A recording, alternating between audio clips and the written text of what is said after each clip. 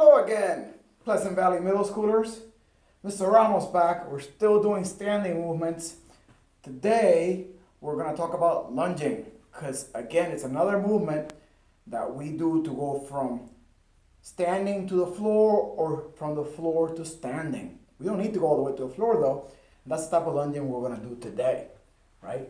The type of lunging we're going to do today is part of the gait cycle. It's part of what we talked about when we're talking about crawling, walking and running and all those locomotive movements when we go from one place to the other. But we can do it in place. Sometimes one place to another is just out and back. Okay? So, we still have to think about the tripod of the foot. On the front foot, I wanted to put an F here, but I did not. On the front foot, we're still going to be spread out, just like in the hip hinge and the squat. We're going to be spread out between the big toe, the little toe. I added numbers here. More or less 25% on the big toe, 25% on the little toe, and 50% on the heel. Spread out between front and back and left and right. That's the front foot. Now the back foot, especially when you're going forward and back, the back foot is only going to carry weight on the front, right? Because you're pushing off the toes. So it's going to be half or 50% on the big toe, half on the little toe. Nothing on the heel, okay? So, here's a lunge. Here's where we want to end up with the lunge, right? I'm going to push through my back foot, not throw my leg in front of me. I'm going to push through my back foot, roll off the back foot, and land on that front foot softly, and then push right back. Again, push through my back foot, roll off my back foot, land on that front foot softly, right in the middle of that front foot, and push right back. Now, we don't all need to go that deep, right? We do not all need to go that deep. The main thing is that you're able to go forward and come back quick.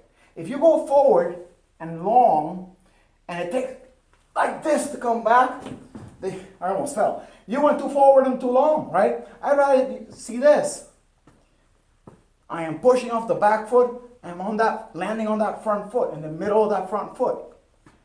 I'd rather see that than long and sloppy and it takes off balance and it takes forever to come back. So you can moderate your length and your depth based on the ability to bounce right back. Okay?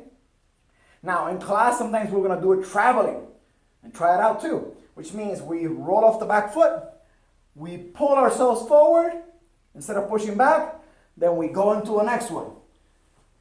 And so forth and so forth. You keep going that way. That's called a walking lunge. We're going to do those in class as well. Another one that you might want to practice if we're kind of off balance, going deep, is this. It's a reach lunge. We're going to put our hands on the floor as we step. I'm going to step, put my hands on the floor, and push right back. Step, put my hands on the floor, and push right back. That one's a common movement that we do to pick things up from the floor. So might as well practice it.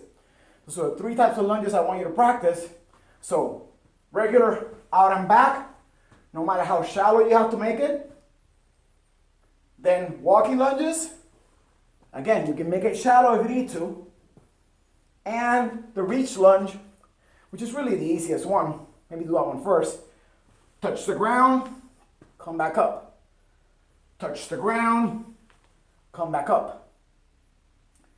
And that's it. Practice those lunges. Remember, even weight on the front foot, even weight on the toes of the back foot. Don't cast that leg out. Push through. And by the way, when I teach you to run, that's what we're going to talk about. And walk, not throwing the foot forward, but pushing back.